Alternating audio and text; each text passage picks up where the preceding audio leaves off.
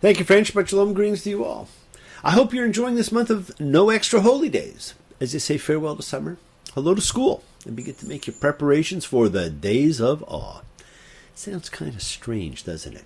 To think of the high holy day of Rosh Hashanah, New Year's, as the beginning of the days of awe. Well, over the next few weeks, we will talk about it.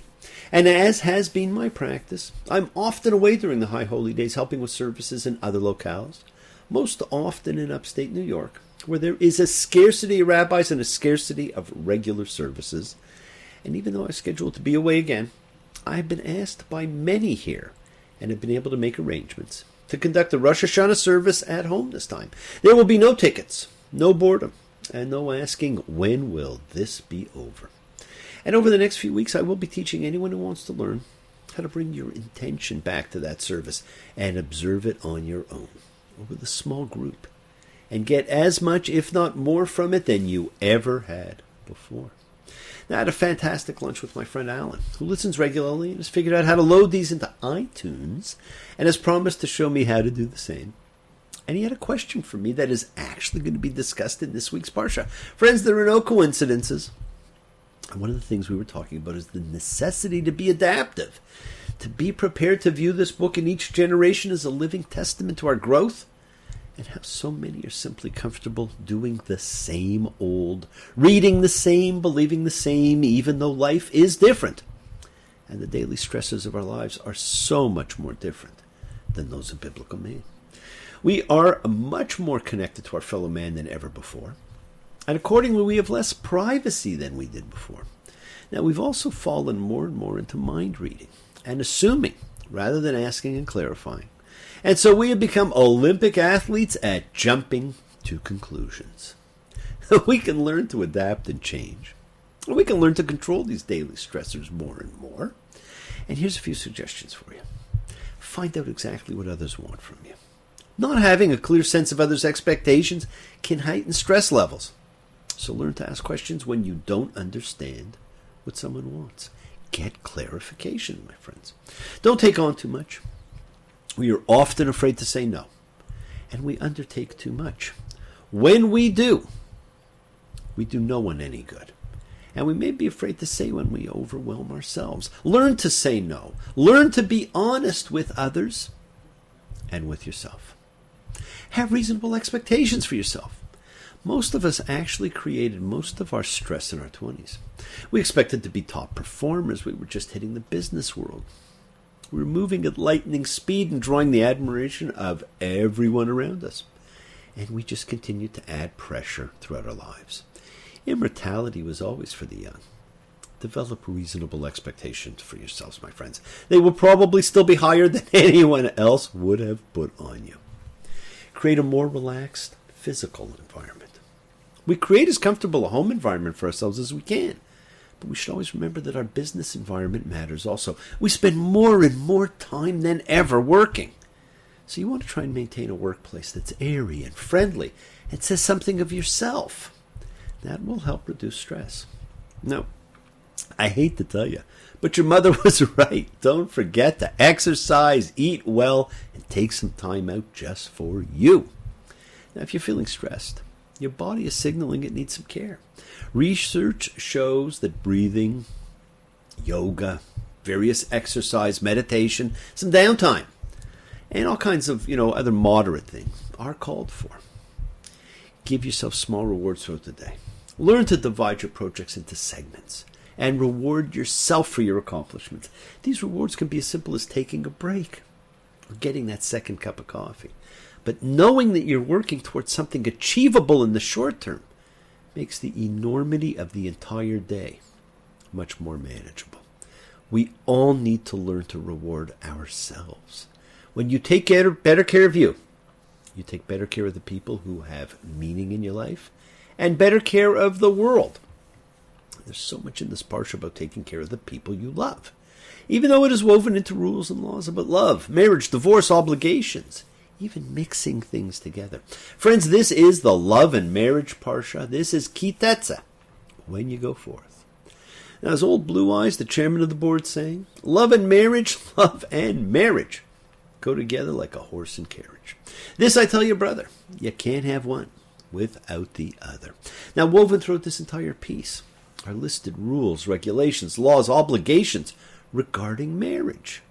Now, we also get what people think are the divorce rules buried in here, although they are not.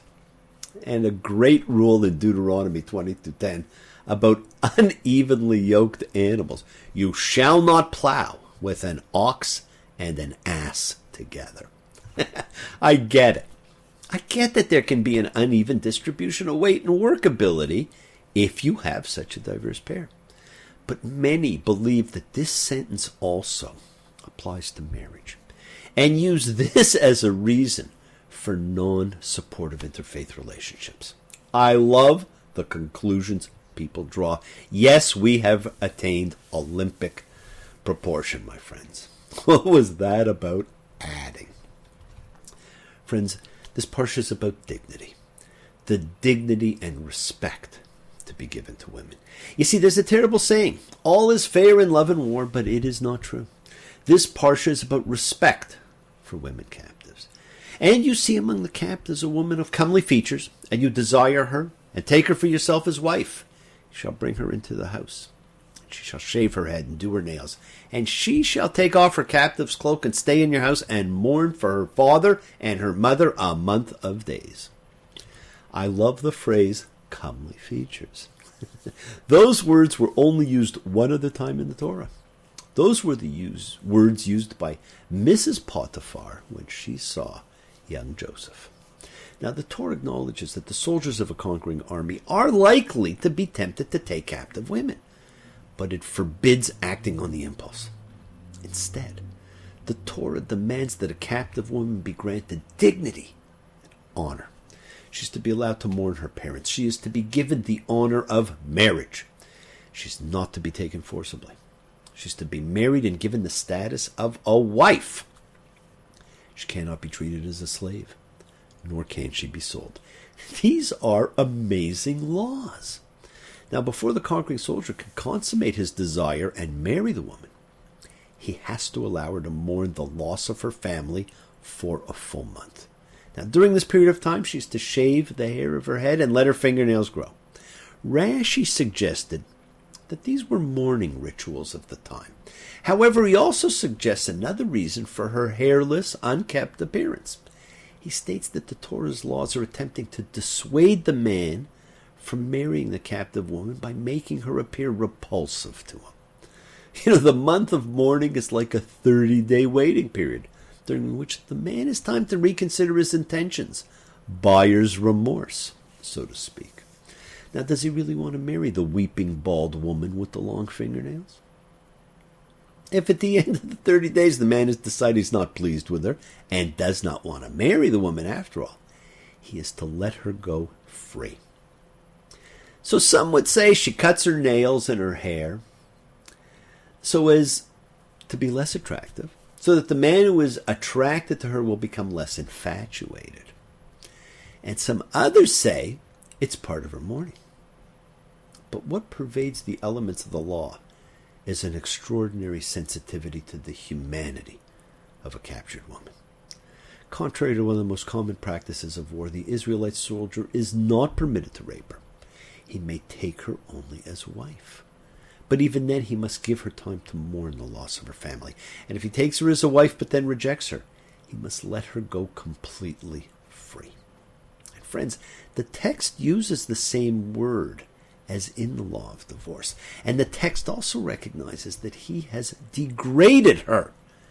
So he cannot treat her like a slave to be sold. He cannot receive money for her from anyone else. And the words for degrading her and for letting her go are the same words that are used to describe the Egyptians' degrading of Israel and then letting Israel go in Exodus. Again, Israel learns from its experience of enslavement. Israel not only celebrates its own release, but it learns to have compassion for others as well. The Torah's wisdom in this matter teaches us several principles that apply to every romantic relationship. A person should never rush into marriage. Love at first sight is not real love. Before committing to marriage, a person needs to take time to see past the other person's sexual allure and fog of lust. Hey, Proverbs 31:30 says, "Charm is deceptive, beauty is fleeting, but a woman who fears the Lord is to be praised." These laws teach us to curb our enthusiasm, to curb our natural desires, and remember that the person we are so attracted to is, after all, another human being, not just a sex object. Furthermore, the laws pertaining to the captured woman teach us that sex before marriage is never sanctioned. Rape of captives, as I said, was strictly forbidden. Even the battlefield soldier had to delay gratification 30 days and wait until the wedding document was signed.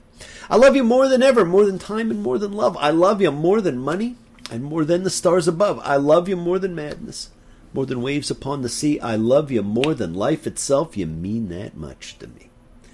Dignity, honor, respect. Shouldn't we give these to everyone all the time? Don't you want them for yourself? Friends, few ceremonies outside of the sacrifice at the tabernacle are actually given or described. The divine interest is in the marriage relationship rather than the ceremony. The husband's treatment of the wife, the prohibition of adultery, their relationship with their children, inheritance, making one's spouse happy. Same goes for funerals and bar mitzvah. Even such well-known Jewish practices as saying Kaddish and sitting Shiva are not mentioned anywhere in the Torah.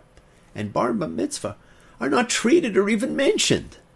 The concern of Torah is doing the commandments. The details of ceremony, of arriving at the age of doing them, are left for humans to choose.